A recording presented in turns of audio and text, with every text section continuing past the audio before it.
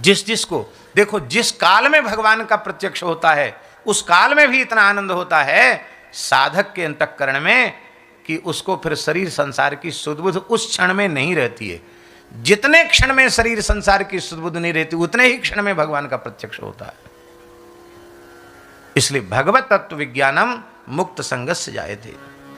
अब प्रश्न उठा कि भगवान के तत्व के विज्ञान से क्या लाभ है,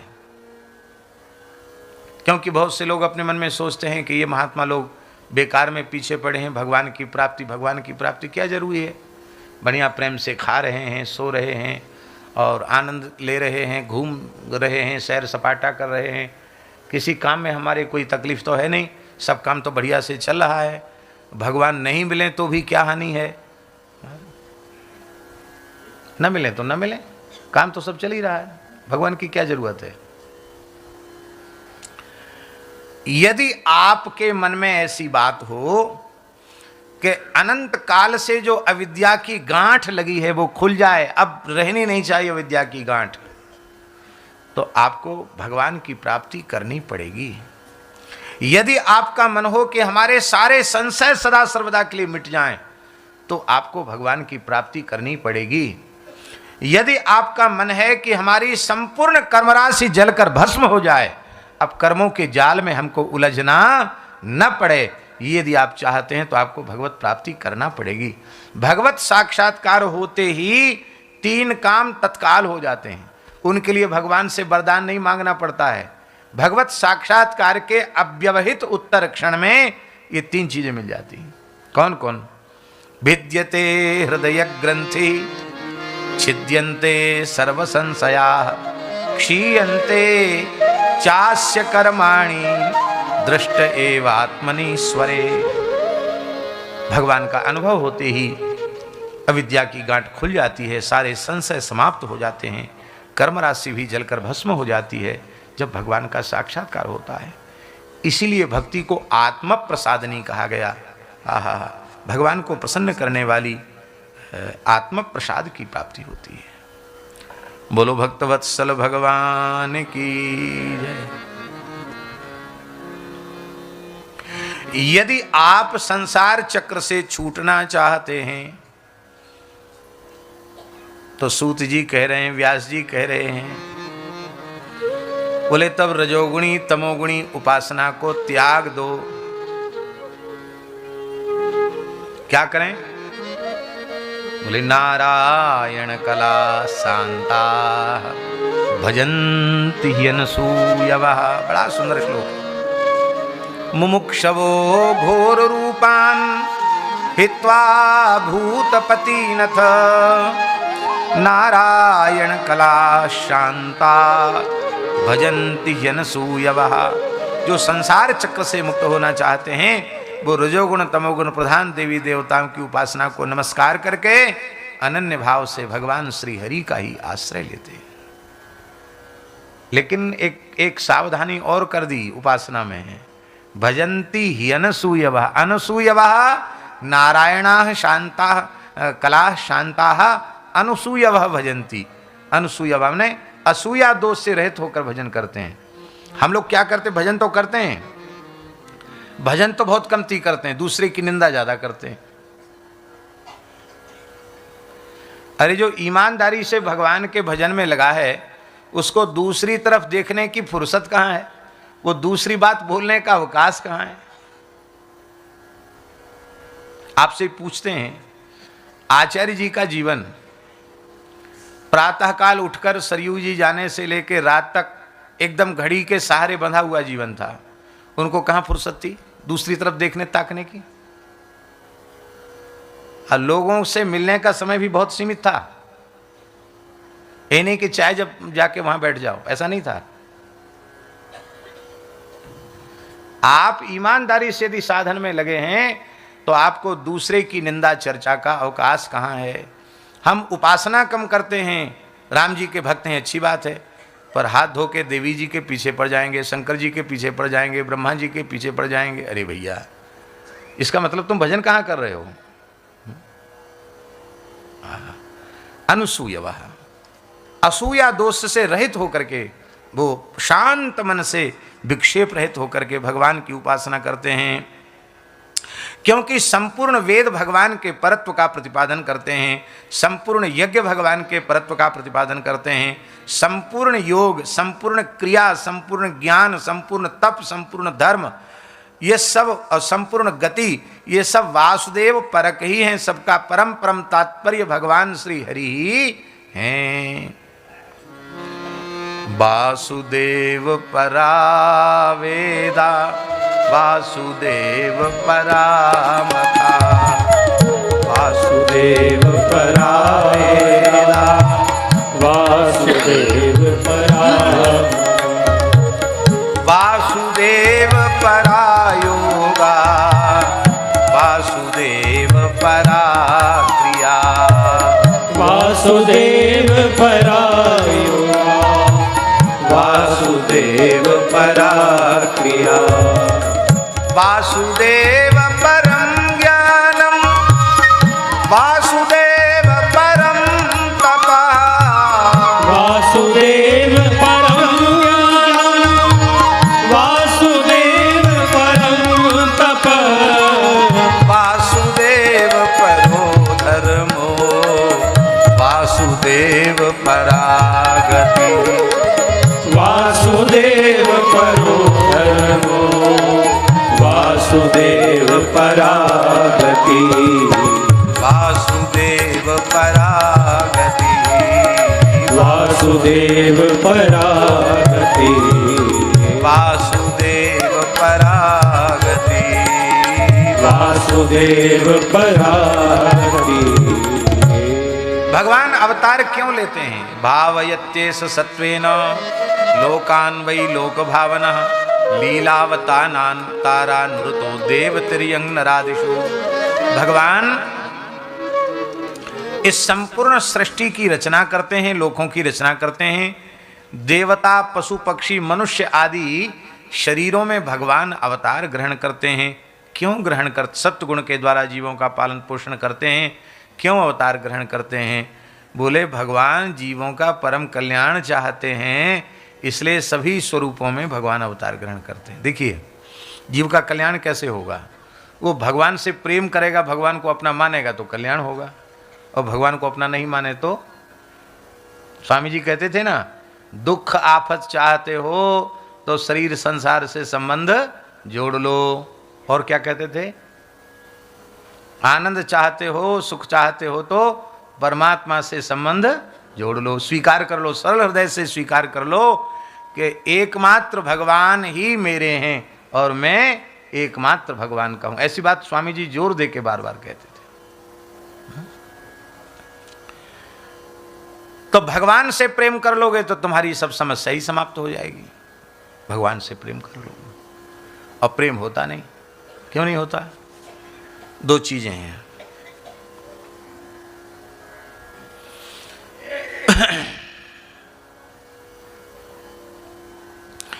एक तो पराये में प्रेम नहीं होता है, अपने से ही प्रेम होता है। एक बात तो ये, पराये से आपको हम अपना मानेंगे तो प्रेम होगा, अपना नहीं मानेंगे तो काहे को प्रेम हो? नहीं होगा। व्यवहार होगा, प्रेम नहीं होगा। अपना मानेंगे तो प्रेम होगा। प्रेम वहीं होगा जहां अपनापन। अपनापन नहीं होगा वहां व्यवहार हो सकता है, प्रेम नहीं हो सकता है। एक बात। दूसरी बात, प्रेम में और जितनी बातें हैं वो गौण हैं। प्रेम होने में और जो कारण हैं वे गौण हैं, अमुख्य हैं। प्रेम में मुख्य कारण है उत्तम स्वभाव, स्वभाव का ज्ञान। यही प्रेम में मुख्य कारण है। आप बहुत अच्छे हैं पर आपके बहुत अच्छे स्वभाव से परिचय हमारा नहीं है, तो आप रहे अब अच्छे, हमारा आपसे प्रेम होगा? और आप देखने में बहुत अच्छे लगते हैं, बड़े सुंदर हैं, रूपवान हैं, बड़े कलाकार हैं, और हमने आपसे प्रेम कर लिया, फिर आपका स्वभाव हमारे अनुकूल नहीं पड़ा, प्रेम रहेगा? समाप्त हो जाएगा।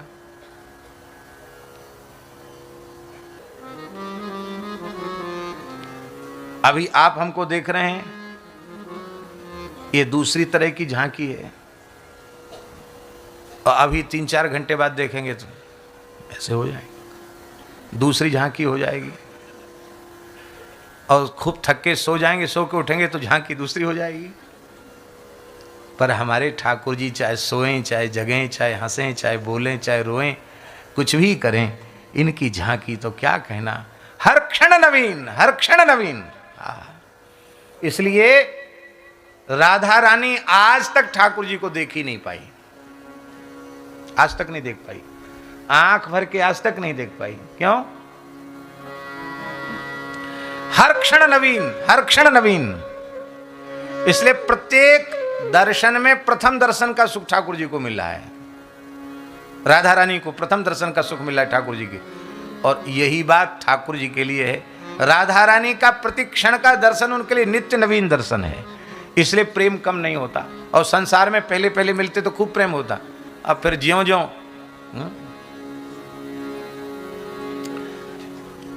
बात तो थोड़ी हल्की है, लेकिन चलो कह देते, मुंह पे आ गई तो कह देते हैं। प्रेम विवाह जो है ना, वो शास्त्रीय नहीं है, इसको प्रेम विवाह कहना ही ठीक नहीं है। ये द्वेष विवाह हैं, या राग विवाह हैं, या काम विवाह कहो, अथवा नरक ले जाने वाला कह दो तो भी कोई बात नहीं। जो आजकल अंतर जातीय मनमाने तरीके से जो विवाह हो रहे हैं, ये गलत है। तो पहले तो उन प्रेम विवाहों में कितना प्रेम होता है, न मैया की सुनेंगे, न बाप की सुनेंगे, न परिवार की सुनेंगे, न नाते नाते रिश्तेदारों की सुनेंगे, युवक युवतियों के जो मन में आएगा सो ही करेंगे। फिर कहते ठीक है, तुम लोग अनुमति नहीं देते हो, भारत सरकार की न्यायपालिका तो हमारे लिए खुली भई है, कोर्ट में जाकर हम विवाह कर लेंगे। तो क्या कहते हैं उसको? कोर्ट मैरिज कहते हैं। क्या कहते हैं? यही कहते हैं, कोर्ट मैरिज की, कोर्ट मैरिज जो भी हो। तो वो अदालत में जाके ब्याह कर लेते हैं, और वो प्रेम विवाह कुछ दिनों बाद ऐसे लठ बाजते हैं दोनों में, क्योंकि भारतीय सनातन पद्धति का तो तिरस्कार किया गया उसमें। वो प्रेम थोड़ी रहने वाला है। जब तक दूरी थी, दुर्लभता थी, तब तक थोड़ा थोड़ा प्रेम लगता था, निकट आने के बाद भयंकर झगड़ा शुरू, और थोड़े ही दिनों के बाद फिर न्यायालय का विवाह घूम फिर के फिर न्यायालय में पहुंच जाता है। क्यों पहुंचता है? अब इसलिए पहुंचता है कि भैया हम छुट्टी चाहते हैं, छुट्टी चाहते हैं। और महाराज कानून इतने अच्छे हैं भगवान की दया से कि छुट्टी मिलेगी नहीं, जेल में जाना पड़ेगा, जेल में जाना पड़ेगा। यह है संसार के प्रेम की दुर्दशा। संसार का प्रेम पूर्वाह्न के जैसा है, और भगवान का प्रेम अपराह्न के जैसा है। समझे नहीं समझे? जब सूर्य उदित होते हैं, आप सामने खड़े हो, तो उस समय आपके शरीर पर सूर्य भगवान की किरणें पड़ेंगी, आपके शरीर की जो छाया पड़ेगी लंबी दिखाई पड़ेगी। और जब सूर्य ठीक 12 बजे सिर पे आ जाएंगे, ठीक ऊपर आ गए सूर्य नारायण, तो जो लंबी दिखने वाली छाया है वो धीरे धीरे सिमटती सिमटती आपके पैर के तलवे तक सिमट कर रह जाएगी। आरंभ गुरवी क्षयिता क्रमेण, इसको आचार्यों ने कहा है। हाँ, ये संसार का प्रेम है। श्री वृंदावन हरि लाल की जय।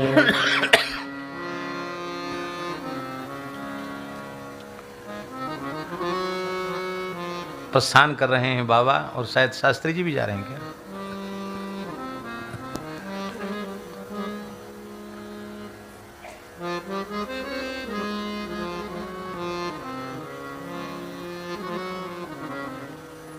जय हो।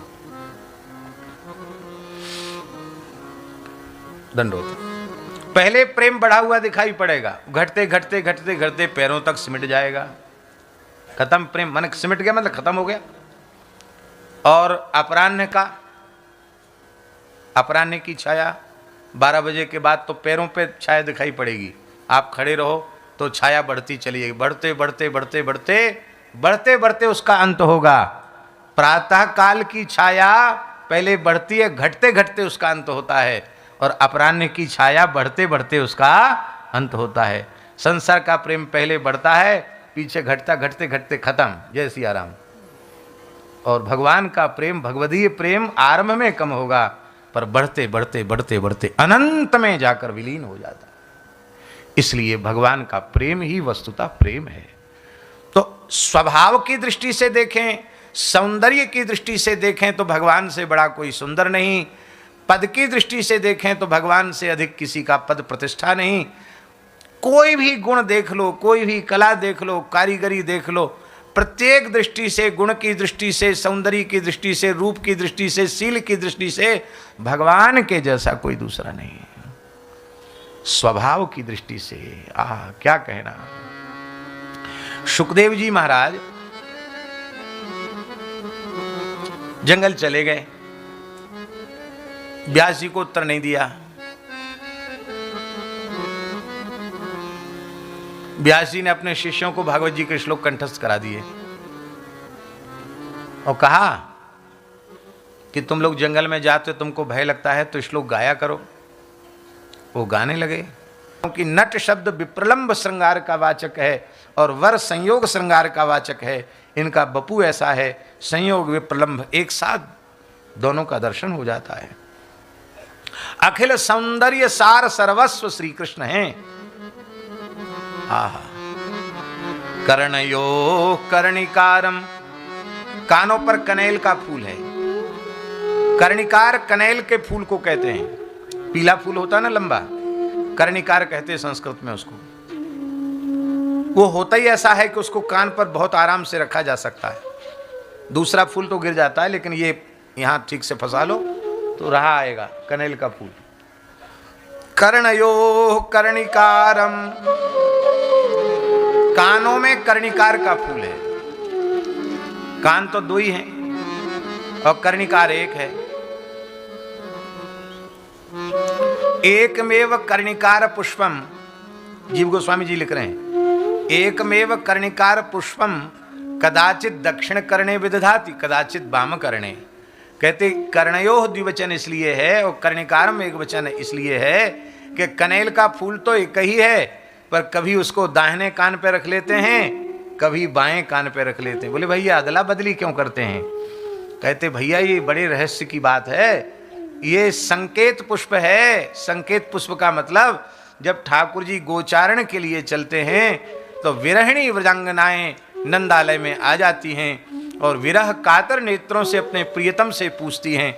वहाँ नंद बाबा, यशोदा मैया, दाऊ दादा, सखा सबके सामने खुल के बातचीत तो संभव नहीं है, इसलिए वे अपने विरह कातर आंखों से पूछती हैं, प्रियतम आप तो गैया चराने जा रहे हो और हम कैसे जिएंगी आपको देखे बिना, बीच में कम से कम एक बार दो बार तो दर्शन देना पड़ेगा, तो आज किधर जाओगे गैया चराने?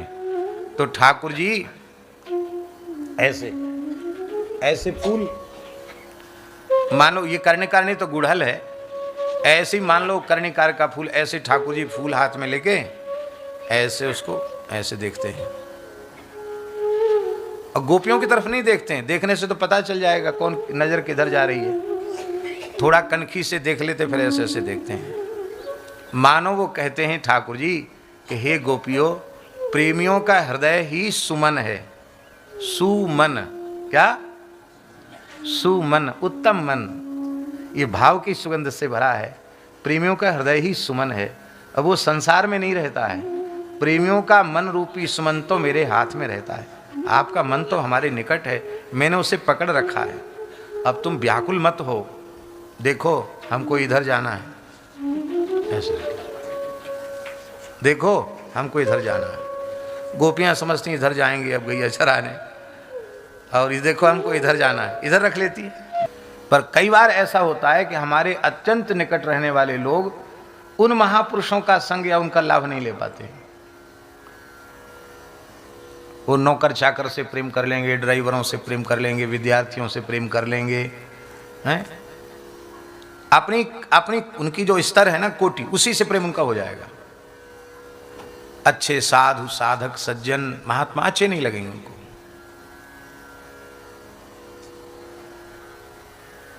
क्योंकि उनका वर्ग ही नहीं है वो।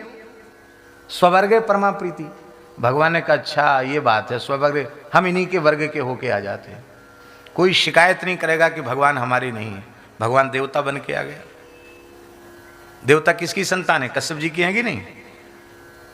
अदिति की संतान है। अदिति के सबसे छोटे बेटा बन के आ गए भगवान वामन आदित्य हैं। सबसे छोटे वामन भगवान बन के आ गए। उपेंद्र। भगवान बोले भैया तुम देवताओं बड़े ठसक में हो कि हम बड़े पूज्य हैं, बड़े तुम ही बने रहो, हम तुम्हारे छोटे भाई बन के आ जाते, हमको अपना मानो तो सही। भगवान देवताओं के बन गए। मनुष्य कहते थे भैया भगवान तो देवताओं के हमारे कहाँ हैं। भगवान मानवाकार में आ गए, श्री राम जी के रूप में आ गए, श्री कृष्ण के रूप में आ गए, द्विभुज भगवान बन के आ गए। किसी के बेटा बन गए, किसी के पोता बन गए, किसी के भतीजे बन गए, किसी के भाई बन गए, किसी के पति बन गए, किसी के जीजा बन गए, वो किसी के साले बन गए, श्रृंगी ऋषि जी के साले बन गए। भगवान बन गए कि नहीं? जैसे लोक में लोगों की रिश्तेदारी होती है ऐसे भगवान की हो गई। अब तो लोग हमसे प्रेम करें। पशु कहते थे भगवान हमारे कहाँ है, भगवान हयग्रीव बन गए। हयग्रीव तो पशु का आकार है कि नहीं, घोड़े का। हयग्रीव बन गए, अब तो हमसे प्रेम करो। पक्षी कहते थे भगवान हमारे कहाँ हो सकते, वो तो देवताओं के हैं, मनुष्यों के। भगवान हंस बन गए, पक्षी बन के आ गए। हिंसक जीव रो रहे थे कि हम तो पाप कर्म फल भोगने के लिए हिंसक जीव बने हैं, हमारे भगवान नरसिंह बन गए। जलचर प्राणी थे, कहते थे भगवान हमारे कहाँ हैं, भगवान मत्स्य भगवान बन गए, कच्छप भगवान बन गए, वाराह बन गए। ना तो कोई वर्ण छोड़ा, ना कोई आश्रम छोड़ा और ना कोई शरीर छोड़ा, सब में भगवान है। देवताओं में भी भगवान। महाराज प्रहलादस चास्मि दैत्यानाम, दैत्यों में भगवान कहते मैं प्रहलाद हूं। लो साहब, दैत्यों में भी भगवान आ गए, सब जगह भगवान आ गए। इसलिए भगवान ने अनेक रूपों में अवतार इसलिए लिया कि तुम चिंता मत करो, जिस शरीर में हो, जिस देह में हो, हम भी उसी देह में उसी स्वरूप में हैं, हम तुम्हारे वर्ग के बन के आ गए, अब तो प्रेम करो। पर भैया भगवान कितने वर्ग के बन के आ जाए फिर भी प्रेम होगा नहीं। प्रेम कैसे होगा? प्रेम हो जाए इसीलिए तो गंगा जी के तट पर बैठकर कथा सुन रहे हो। प्रेम जब भी होगा कथा सुनकर ही होगा, बिना कथा सुने प्रेम होने वाला नहीं है। भगवान व्यास अपने कृतित्व से संतुष्ट नहीं थे। ब्रह्मा जी की प्रेरणा से देवर्षि नारद जी पधारे और उन्होंने अपने चरित्र के माध्यम से भागवत धर्म की महिमा का गायन किया। देखो व्यास जी, मैं पहले उपवरहण नाम का गंधर्व था। मेरी रूप संपत्ति, स्वर संपत्ति बड़ी अद्भुत थी। मेरे गायन की और मेरे वादन की, मेरे अभिनय की प्रशंसा ब्रह्मलोक तक थी। जैसे लोग जाते हैं ना, बड़े बड़े देश विदेश जाते हैं कलाकार अपनी कला प्रस्तुत करने के लिए। नारद जी कहते हैं हम इतने बड़े गुणी थे कि ब्रह्मलोक तक हमको बुलाया जाता था कि यहाँ भी कुछ गाओ बजाओ। तो ब्रह्मा जी के दरबार में हमको कभी शिवलोक कभी ब्रह्मलोक हम जाते थे अपनी मंडली के साथ। वीणा मुरज मृदंग आदि वाद्य लेकर के हम वहाँ पहुँचे भगवान की लीला गायन के लिए।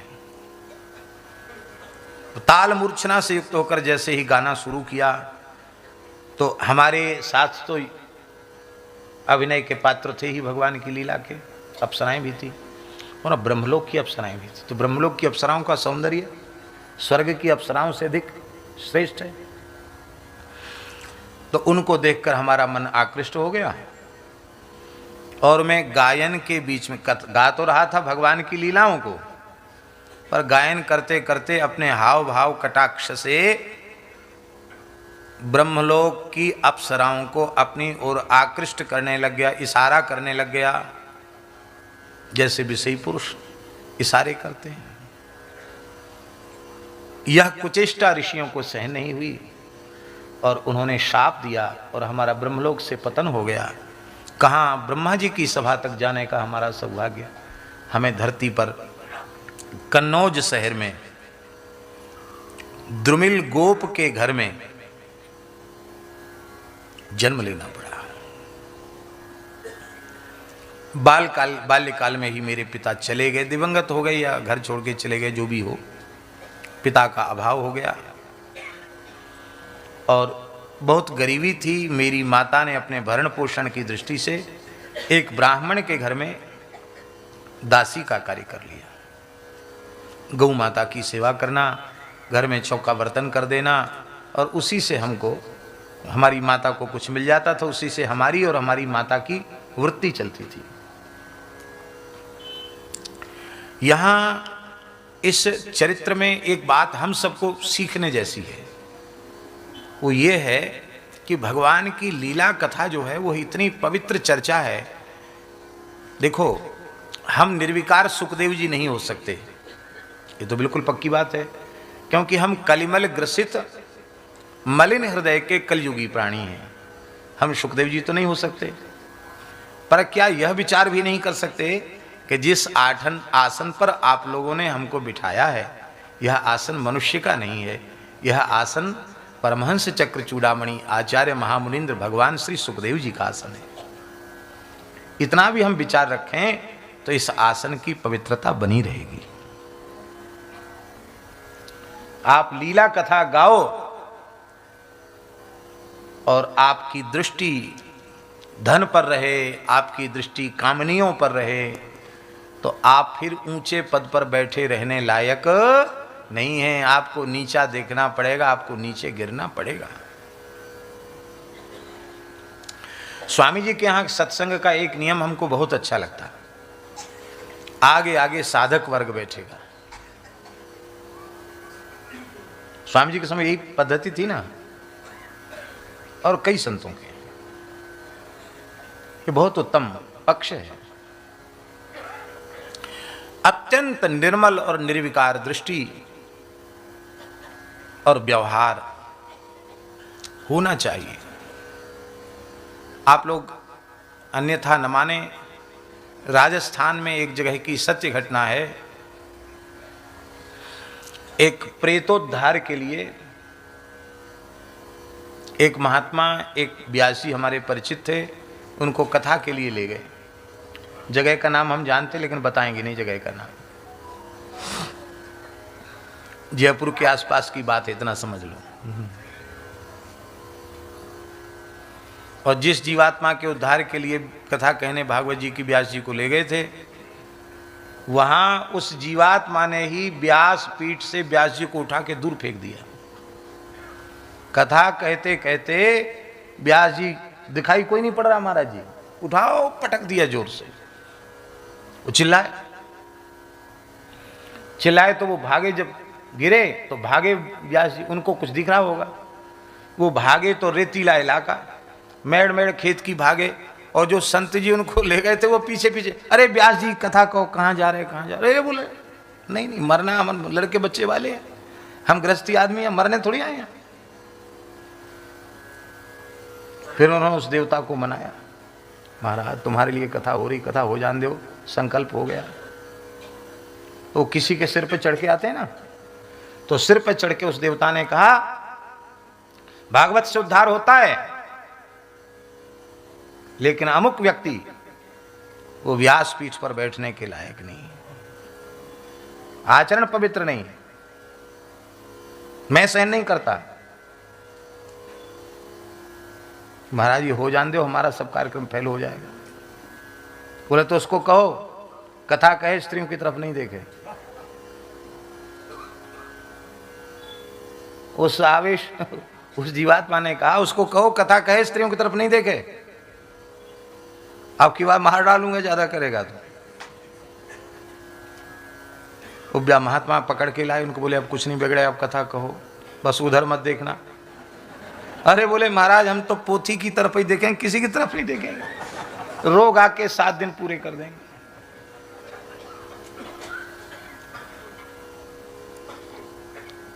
हम यह नहीं प्रमाणित करते हैं कि हम बहुत पवित्र और सच्चरित्र व्यक्ति हैं, लेकिन इतनी अवश्य हाथ जोड़कर प्रार्थना करते हैं, भगवान की कथा कहने वाले, कीर्तन करने वाले, उपदेशक, उनका जीवन बहुत पवित्र होना चाहिए, बड़ा मर्यादित जीवन होना चाहिए। मेरी बहुत विनम्र हाथ जोड़कर प्रार्थना है, आपको तत्व साक्षात्कार, भगवत साक्षात्कार हो चुका है कथनचित, आप कहते हैं हम मान लेते हैं आपकी बात, तो भी आप प्राचीन मर्यादा का अतिक्रमण न करें। स्त्रियों से प्रत्यक्ष अपने शरीर की सेवा न करावें। एकांत में सत्संग की भी बात स्त्रियों से न करें। समूह इसलिए है, भगवान की बात है, आप सुनो, आप सुनो, हम सुने, सब लोग सुने, सबका कल्याण हो, यही बात है। किसी भी स्थिति में मर्यादा का अतिक्रमण नहीं होना चाहिए। माताओं से भी हमारी प्रार्थना है भगवान को प्रणाम करो, संतों को भी प्रणाम करो, पर एक भाव मन में रखो, मेरे तो गिरधर गोपाल दूसरो न कोई, जाके श्री मोर मुकुट मेरो पति सोई। महात्माओं को प्रणाम करो, मना नहीं करते हैं, पर बहुत अच्छा है, आपकी मर्यादा और संतों के वेश की भी मर्यादा है, उस दृष्टि से आप उनका स्पर्श न करें तो ज्यादा अच्छा है। पूज्य सेठ जी, भाई जी, वो सब यही बात तो बताते थे, लेकिन हम तो इतने ऊंचे महात्मा बन गए कि हमारी स्त्रियां सेवा करें तो ही हम सिद्ध महात्मा माने जाएंगे। नहीं नहीं, सिद्ध होते हुए भी अंतिम श्वास तक साधक की रहनी से रहना चाहिए। हमारा जीवन ऐसा होना चाहिए जो मिसाल बन सके, उससे अपना भी कल्याण होगा, हमारे निकट रहने वालों का भी कल्याण होगा। ये सच्चरित्रता की शिक्षा। नारद जी कहते देख लो, वहां तक कथा कहने पहुंच गया, ब्रह्मलोक तक नीचे गिरना पड़ा, दासी पुत्र बनना पड़ा। फिर कथा कीर्तन का सहारा लिया। वे ब्राह्मण देवता, उनके घर में संत महात्मा आते थे, संतों की जमात आई, उन्होंने चातुर्मास्य किया और 4 महीने तक हमको सत्संग मिला और उन्होंने कृपा करके हमें मंत्र दे दिया।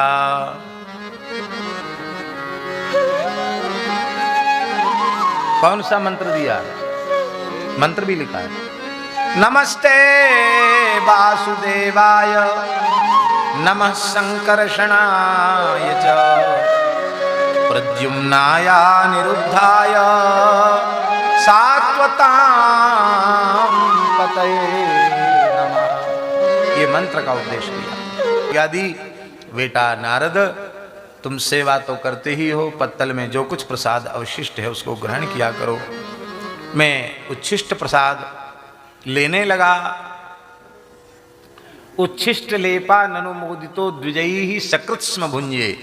एक बार बस वही खा लेता था। तत् अपास्त किल्विषा, मेरे सारे पाप नष्ट हो गए और भागवत धर्म में मेरी रुचि उत्पन्न हो गई। बिना खींचतान का अर्थ तो यही है जो हमने किया है। अब थोड़ी सी बात विवेक की कह दें।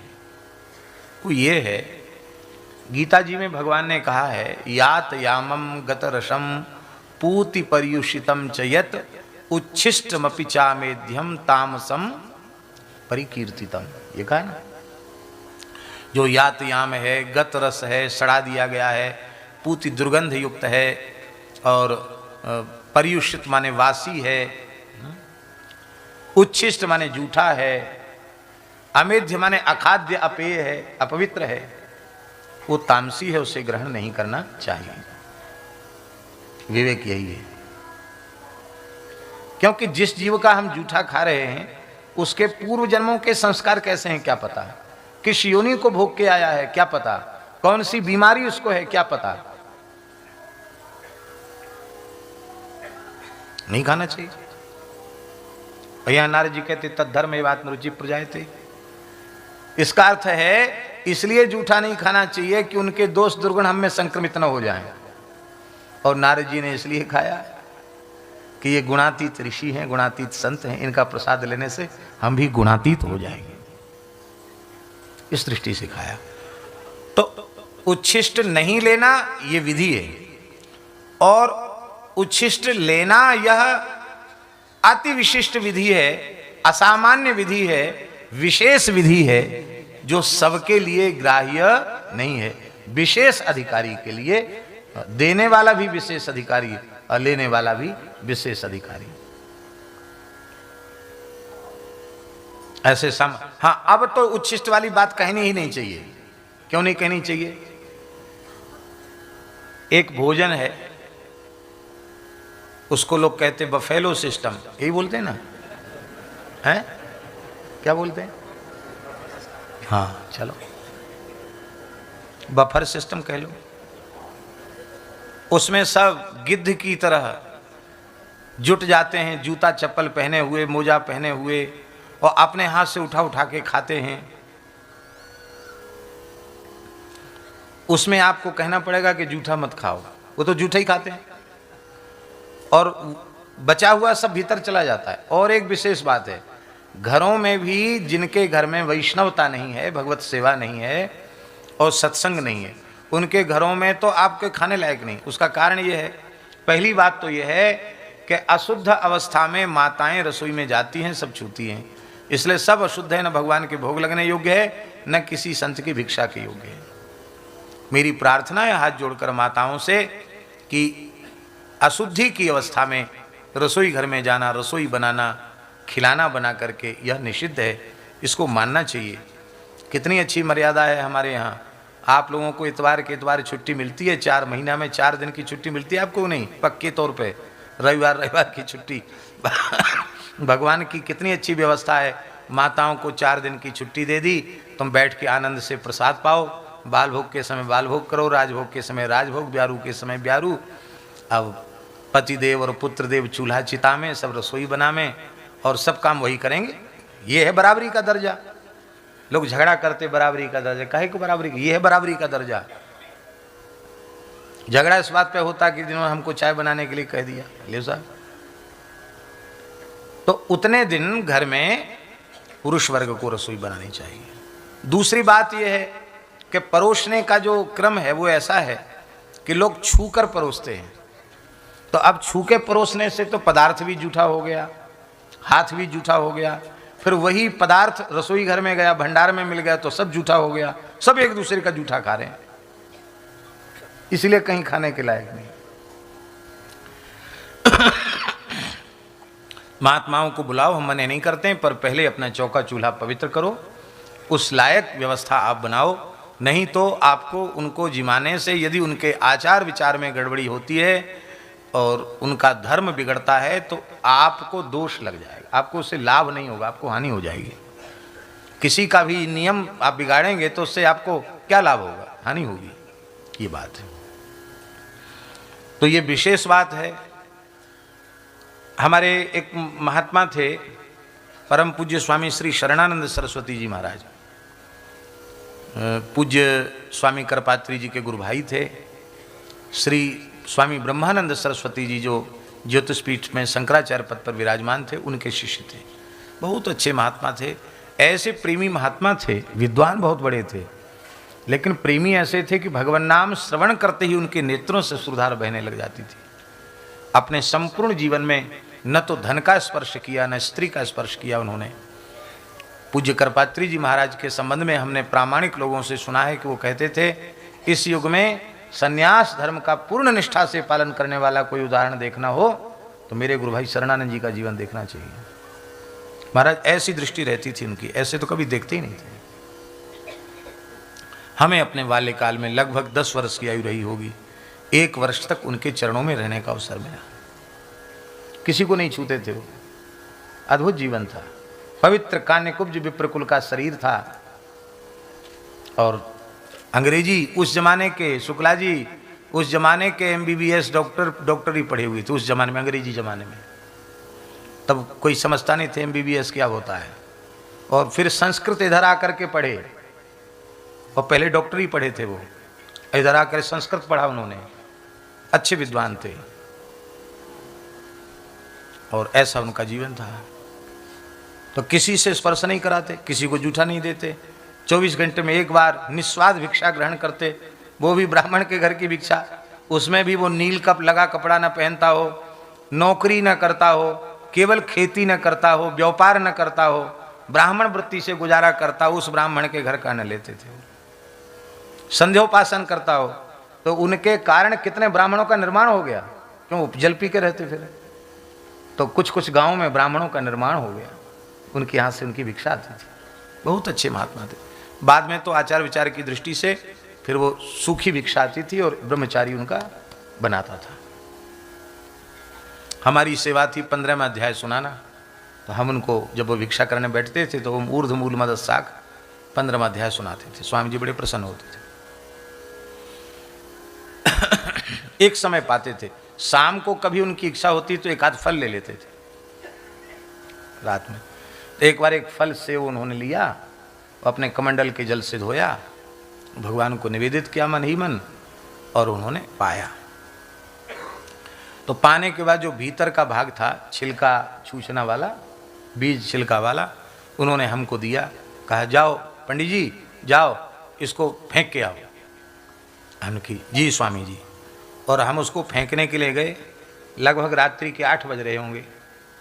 पता नहीं क्या हमारे दिमाग में आया, हमारे मन में आया, इतने उच्च कोटि के महात्मा हैं, फेंकें क्यों, हम खाए लें इसको। तो यज्ञशाला के पीछे जाके हमने उसको खा लिया। यह क्रिया इतनी दूर की गई जैसे यहाँ से इस स्थान का जो गेट है, जो 6 नंबर में घुसे ना, उतनी दूरी पर ये क्रिया की गई, शायद इतनी दूरी होगी। और वहाँ से जब हम लौट के आए, हाथ मुंह धो के आए, तो उन्होंने कहा क्यों फेंक आए। हमने कहा जी स्वामी जी। जैसे ही कहा जी स्वामी जी, सोई तो एकदम वो नाराज हो गए। वो तो महात्माओं का अभिनय था, उनमें कहाँ क्रोध हो सकता है, वो तो निर्विकार महात्मा थे। पर उनके मुनितन भय क्रोध के चीना। क्यों रे झूठ बोलता है, ब्राह्मणों के झूठ बोलता है, किसने झूठ बोलना सिखाया, क्यों झूठ बोलता है। हमने फेंकने के लिए दिया था कि खाने के लिए। अब तो बड़ी समस्या। उनसे तो बहुत दूर जाके एक क्रिया की गई थी अंधेरे में। अब उन्होंने तो स्पष्ट ही कह दिया कि हमने फेंकने के लिए दिया था, खाने के लिए तुमने क्यों खाया। देखो सन्यासी जीवित श्राद्ध कर देता है अपना, जीवित ही मृतक के तुल्य होता है। इसलिए सन्यासी रसोई घर में नहीं घुसता है, ब्राह्मणों की पंक्ति होती वहां नहीं घुसता है। तुमने हमारा जूठा क्यों खाया, सन्यासी का जूठा खा लिया, धर्म भ्रष्ट हो गए, ऐसे बोलेंगे। तो हम रोने लगे। हमने कि स्वामी जी हमने धर्म भ्रष्ट होने के लिए थोड़ी खाया, फिर क्यों खाया। हमने कहा महाराज आप अच्छे महात्मा हैं, आपका प्रसाद लेकर हम भी अच्छे हो जाएंगे, इसलिए हमने खाया। बस जैसे हमने ये उत्तर दिया, सोई उनका जो गुस्सा वाला नाटक था वो तो पता नहीं कहाँ चला गया। मेरे सिर पे हाथ रख के बोले कोई बात नहीं, अब खा लिया तो खा लिया, अब मत खाना। और मेरा जूठा खा लिया है, अब तुम संसार के लायक नहीं रहे, अब तो तुमको संतों के ही साथ रहना पड़ेगा, अब तुम जरूर साधु बन जाओगे। ऐसा उन्होंने कहा कि तुम मेरा जूठा खा लिया, अब तुम संसार के लायक नहीं रहे, अब तुम जरूर कभी न कभी साधु बन जाओगे। तो वेश तो बने गया, भीतर से साधु न बने हो तो कोई बात नहीं, पर उनकी बात है वेश हो गया तो कभी साधुता भी आ जाएगी। बाकी ये है। इसलिए हाँ, ऐसे कोई विशिष्ट महापुरुष हों, ऐसे सामान्य ने चाहे जहाँ जूठा खाना शुरू नहीं करना चाहिए। हमारे कहने का प्रयोजन यही है। बहुत से लोग जूठा भी खाएंगे, फिर दोष दर्शन भी करेंगे, निंदा भी करेंगे, तो ऐसे लोगों का जूठा खाना दंभ है, वो उनको नहीं खाना चाहिए। पूर्ण भगवत भाव हो, पूर्ण श्रद्धा और विश्वास होवे तो ही महत्पुरुषों का प्रसाद इस भाव से कि हमारा चित्त शुद्ध हो जाए, हमें भगवान में प्रेम हो जाए, इस भाव से हो सकता है। ये विवेक रखना चाहिए। नारद जी कहते मेरी माता सर्प दंशन से मृत्यु को प्राप्त हो गई और मैं सब कुछ त्याग करके उत्तराखंड की ओर चला आया। ये उत्तराखंड तपो भूमि है, ऋषियों की भूमि है, इसलिए उत्तराखंड की ओर चला आया। वहाँ एक हिमालय पर्वत में एक झील थी और उसी के निकट एक विशाल पीपल का वृक्ष था। मैंने झील में स्नान किया और पीपल वृक्ष के नीचे बैठकर भगवान का ध्यान करने लग गया, नाम जप करने लग गया, मंत्र जप करने लग गया। तो उसी समय हृदयासीन में सनईर हरि, उनके मेरे हृदय में धीरे से भगवान उतर आए और जिसमें हमने भगवान का दर्शन किया, आहा, मुझे बहुत अधिक आनंद हुआ, इतना अधिक आनंद हुआ, इतना अधिक आनंद हुआ कि मैं प्रेमाति भर निर्भिन्ना पुलकांगोति निर्वृता आनंद संप्लवे लीनो ना पश्य मुभयम मूले। मेरा रोम रोम पुलकित हो गया, मेरा हृदय आनंद, मेरे हृदय में आनंद समुद्र हिलोरें लेने लग गया। मेरा हृदय अत्यंत शांत और शीतल हो गया और मैं उस प्रेम के समुद्र में, आनंद के समुद्र में ऐसा डूब गया कि नापश्य मुभयम मुने। अभी थोड़ी देर पहले ये बात हम कह रहे थे। थोड़ी देर पहले हम ये बात कह रहे थे कि जब भगवान की अनुभूति होगी तो शरीर संसार की विस्मृति हो जाएगी। यही बात यहां लिखी है, नापश्य मुभयम मुने। हे मुने, ना उभयम अपश्यम, मैं शरीर संसार को पूरी तरह भूल गया, केवल भगवान ही भगवान शेष रह गए। अभी मैं तृप्त नहीं हो पाया था कि इसी बीच भगवान अंतर्धान हो गए। जैसे ही भगवान तिरोहित हो गए, अब तो मैं अत्यंत व्याकुल हो गया, रोने लग गया। उस समय भगवान की वाणी हमको सुनाई पड़ी, हंतास्मिन् जन्मनि भवान मामां दृष्टु, भवान मामां दृष्टुमिहार्हति, अविपक्व कषायाणां दुर्दर्शोऽहं कुयोगिनाम्। बेटा नारद, इस जन्म में तुम्हें मेरी इतनी ही अनुभूति होगी, क्योंकि अभी जिनकी वासनाएं पूर्णतया शांत नहीं हुई, उन अपरिपक्व ज्ञान वैराग्य वाले अपरिपक्व जो साधक हैं, उन साधकों को ही कुयोगी कहते हैं।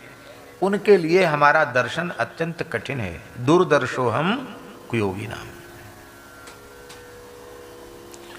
नारद जी ने कहा, फिर एक बात बताओ, जब हम दर्शन लायक थे ही नहीं तो आपने दर्शन कराया क्यों? क्यों दर्शन कराया? भगवान बोले, हमारा स्वभाव है, अपनी प्राप्ति का लालच बढ़ाने के लिए मैं कभी कभी झलक दिखा देता हूं, स्वप्न में दिखा देता हूं, ध्यान में दिखा देता हूं।